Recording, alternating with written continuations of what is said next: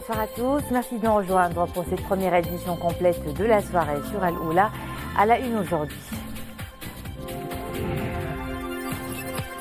Le temps instable persiste sur la majeure partie du royaume. Vent fort, bourrasques et fortes pluies sont enregistrées dans plusieurs régions. Une situation qui requiert beaucoup de vigilance. Une série de précautions s'impose. Des précipitations abondantes qui augurent d'une bonne campagne agricole avec un impact confirmé sur les terres bourres. Nous le verrons à Imouzar et Daoutanan, province d'Agadir. L'étoile se dévoile, nouvelle exposition de l'artiste peintre Hanel Bonani, des créations qui renvoient une fois de plus au credo de l'artiste, la condition féminine, tous les personnages qui peuplent cette toile. Avant le développement de ces titres, ce communiqué du ministère des Affaires étrangères et de la coopération internationale selon lequel une délégation marocaine se rendra mardi prochain à Lisbonne pour des discussions bilatérales avec l'envoyé personnel du secrétaire général de l'ONU pour le Sahara marocain Horst Kohler. La délégation marocaine conduite par Nasser Bourita, ministre des Affaires étrangères et de la coopération internationale, comprend également Omar Hilal, représentant permanent du Royaume auprès des Nations Unies, Sidi Hamdi Ould Rachid, président de la région L'Ayoun Saqi al-Hamra, et Injartat, président de la région Dakhla Ouad Dahab. La participation de la délégation marocaine à cette rencontre bilatérale à l'invitation de l'envoyé personnel s'inscrit dans le cadre de la coopération constante du Maroc avec l'ONU pour parvenir à une solution politique définitive aux différends régionaux autour du Sahara marocain. Le communiqué précise que durant cette réunion bilatérale, la délégation marocaine sera guidée par les fondamentaux de la position nationale tels que soulignés dans le discours de Sa Majesté le roi Mohammed VI à la nation à l'occasion de la commémoration du 42e anniversaire de la Marche verte le 6 novembre 2017, conclut le communiqué. Temps instable, rafales de vent, fortes pluies et bourrasques, une situation météorologique qui persiste dans de nombreuses régions du royaume, une situation qui exige beaucoup de prudence sur les routes notamment pour esquiver tout risque éventuel. En voici quelques consignes dans ce reportage à Casablanca. Nisra El Hamdawi.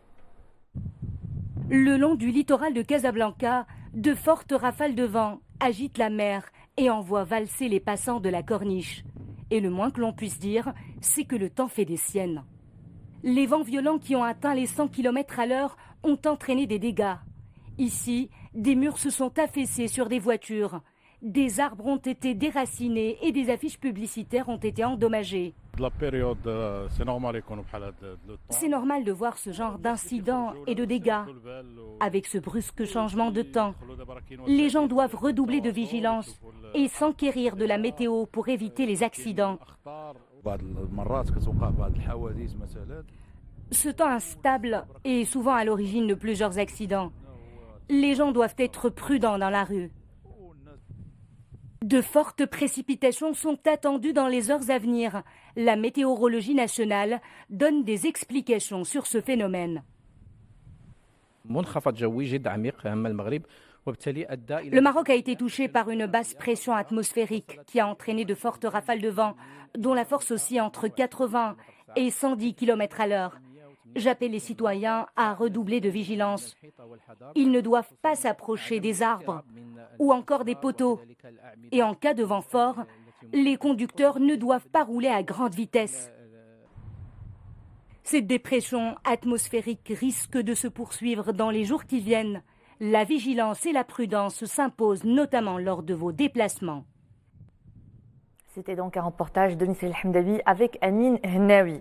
Une semaine pluvieuse partout dans le pays, du nord au sud. D'importantes précipitations ont eu lieu et laissent présager d'une bonne campagne agricole. Et ces pluies abondantes ont même concerné des régions connues habituellement pour une faible pluviométrie comme la province d'Agadir, au niveau de Ouadsous notamment, où les riverains se réjouissent de ces pluies bienfaitrices. L'Habib Lasri et Mounia Aouzdar. Mounia Marouche.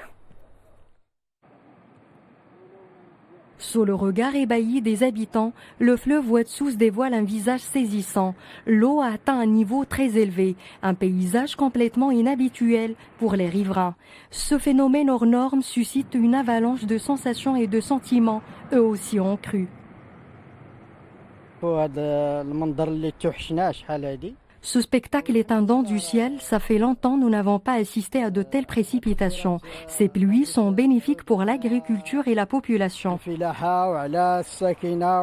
Le fleuve a atteint un niveau très élevé. Après les dernières pluies, le cheptel trouvera des pâturages. Au fur et à mesure, le fleuve se métamorphose et poursuit sa lente montée.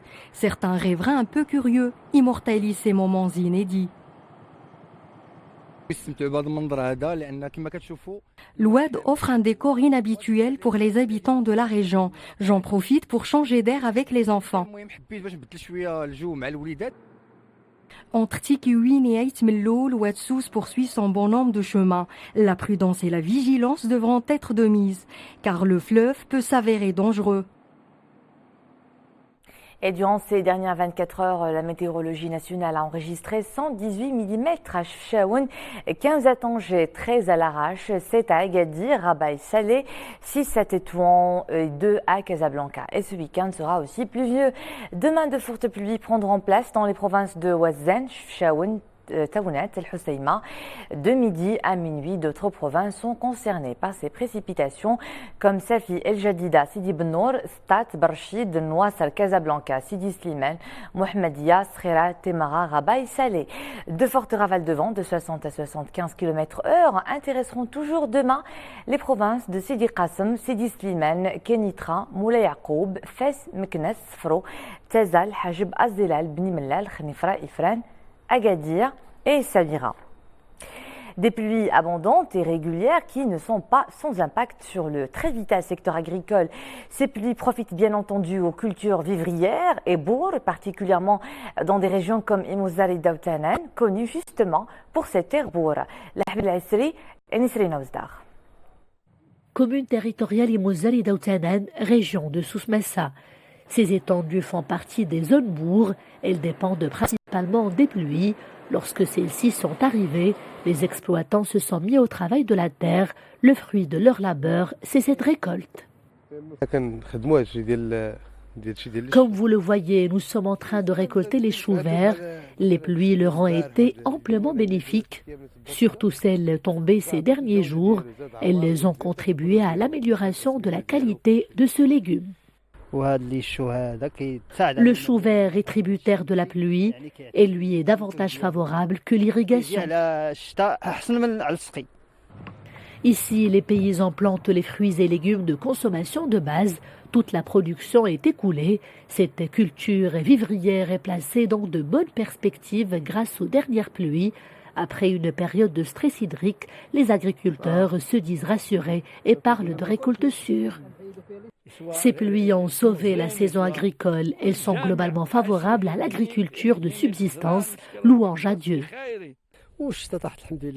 Il a beaucoup plu ces derniers jours. Cela est prometteur. Nous sommes très heureux.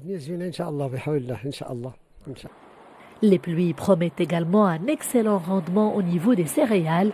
Elles sont également bénéfiques aux millions d'hectares d'olives et aux cultures printanières.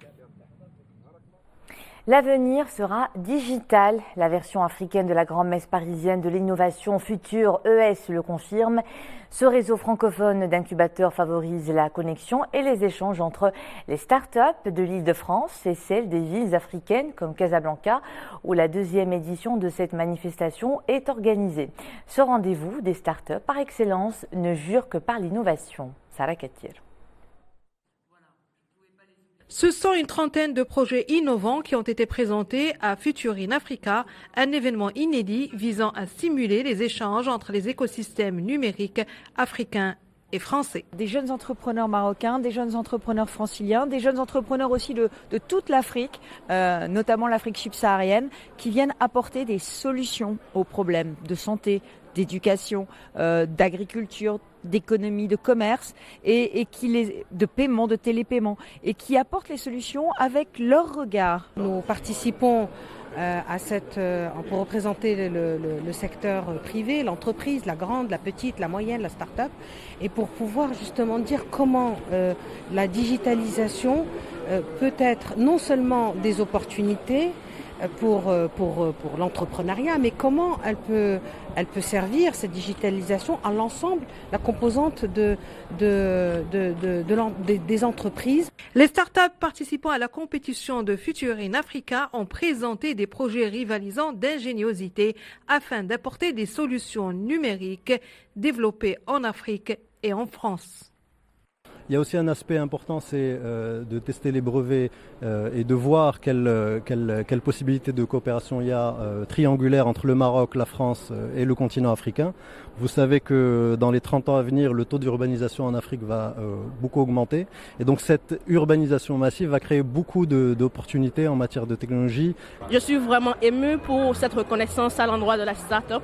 Et je dédie ce prix à toute l'équipe qui travaille jour et nuit pour vraiment proposer des solutions de qualité aux différents patients pour améliorer la qualité de santé en Afrique. Et les projets de Future in Africa présentés cette année touchent à divers secteurs. Robots humanoïdes pour améliorer l'éducation des enfants au Togo, camions de proximité pour des déserts médicaux et dans le développement agricole, une sonde qui analyse le sol pour les petits et moyens agriculteurs.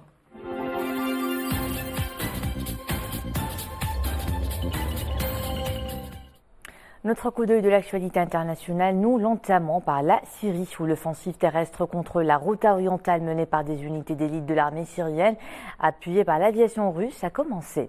La Ghouta orientale n'est plus seulement attaquée depuis le ciel. La banlieue rebelle de Damas, cible de bombardements aériens russo-syriens qui ont causé plus de 600 morts en 11 jours, fait aussi face désormais à une attaque terrestre. Et sur un autre front, de violents affrontements se poursuivent dans la région d'Afrin, dans le nord-ouest, où l'armée turque opère depuis janvier contre les milices kurdes. Ces combats ont coûté la vie à 8 soldats turcs hier. Au moins 13 autres combattants ont été blessés. Depuis le début de l'intervention, la Turquie a pris le contrôle de 115 points stratégiques de quelques 90 villages, selon des médias publics turcs, créant de fait un croissant de contrôle le long de la partie syrienne de la frontière. L'Union européenne promet de réagir fermement et proportionnellement pour défendre ses intérêts après l'annonce par le président américain Donald Trump de fortes taxes sur les importations d'acier et d'aluminium aux États-Unis. La sidérurgie allemande et le Canada ont également réagi contre cette décision. Pour le président de la Commission européenne, Jean-Claude Juncker, ces mesures augmenteront les coûts et réduiront le choix des consommateurs américains d'acier et d'aluminium, y compris pour les industries qui importent ces produits. Et en Afghanistan, explosion d'une voiture suicide contre un convoi de troupes étrangères ce matin dans l'est de Kaboul. Elle a fait au moins un mort et 12 blessés, tous des civils. L'opération n'a pas été revendiquée. Il s'agit du premier incident violent enregistré dans la capitale afghane et visant des étrangers depuis l'offre de paix faite mercredi aux talibans par le président Ashraf Ghani et fraîchement accueillie par les insurgés.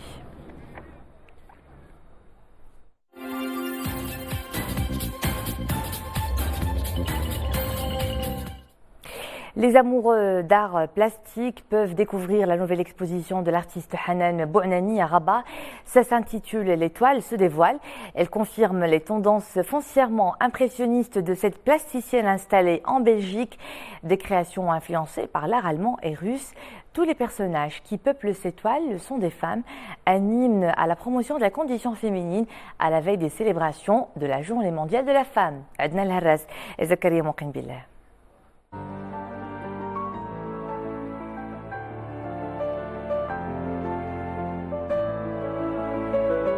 Des figures féminines dans une profusion de couleurs vives et joyeuses. Les tons chromatiques utilisés peuvent inspirer de l'optimisme. Mais quand on y prête plus d'attention, les œuvres dévoilent des histoires de femmes diverses et variées.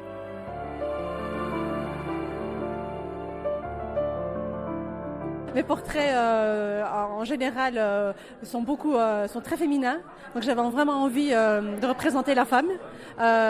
Comme c'est bientôt le jour, la journée de la femme, j'avais vraiment envie de partir sur tous ces portraits de femmes qui expriment tant de choses et qui ont tant de choses à raconter. J'avais vraiment envie de mettre des expressions tous différentes sur mes différents portraits. Les toiles de Hanan Bouhnani sont accompagnées de textes écrits par l'auteur et écrivain Saïd Ben Ali. Les mots et la peinture se croisent dans une parfaite symbiose pour échanger et partager les sensibilités de deux domaines artistiques différents.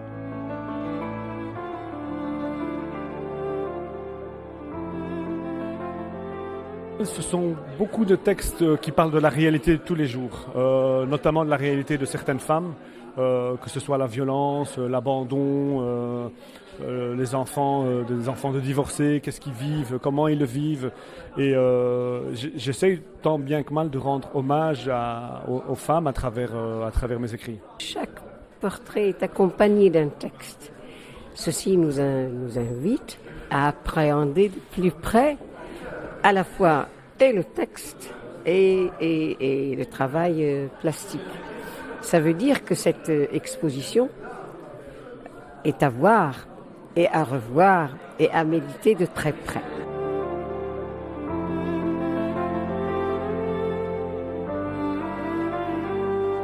Hanan Bouhnani est une artiste marocaine installée en Belgique, titulaire d'une licence en arts visuels, communication et graphisme à l'Académie royale des beaux-arts. Influencée par l'expressionnisme allemand et autrichien, elle raconte des histoires originales à travers son ressenti sur la société. Et c'est apprécié jusqu'à la fin du mois à la Galerie Rivage de la capitale. C'était le mot de fin de cette édition. Merci à vous de nous suivre. J'aurai le plaisir de vous retrouver demain à 18h30.